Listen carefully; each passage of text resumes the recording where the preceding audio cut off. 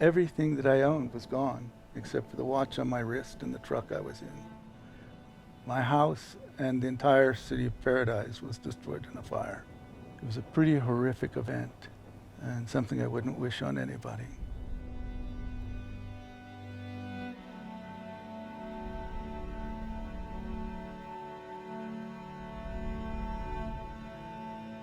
Something went plunk at my feet, and I looked down, and it's a piece of pine bark, I swear to you, this big and this thick.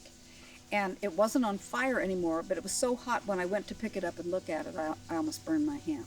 In my head, a voice said, "This fire is trying to kill you." But the psychological impact of losing everything so quickly is something I'm not sure that we take that into account when we think about the effects of the wildfires.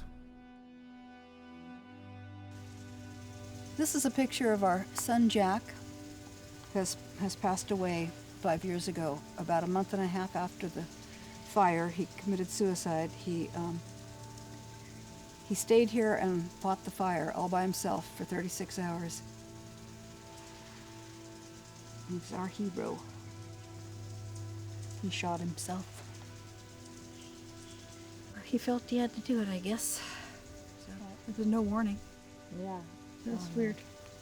So anyway, that's the story of Jack and the fire. But if he was not here, I know that this place would have gone up in smoke. I have 2 boys, and this has been a really tough fire season for me because I've seen landscapes that I really loved burn up. So the landscapes that I know aren't going to be those landscapes that we pass on to our kids. What we're trying to prevent when we're doing forest stewardship activities is these massive emissions of carbon on a landscape level during uncontrolled wildfires. Fire is actually our friend.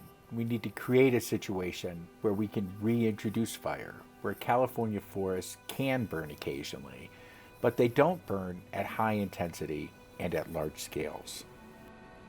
Today, we have tens of millions of tons a year of biomass waste material coming from forests and fields.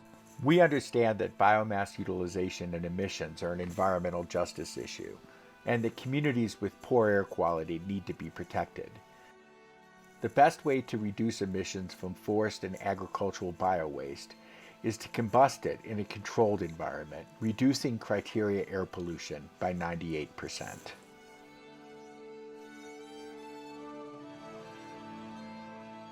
The biggest part of this problem is that we don't have a single, consistent, integrated strategy to solve the problem from the state and federal government.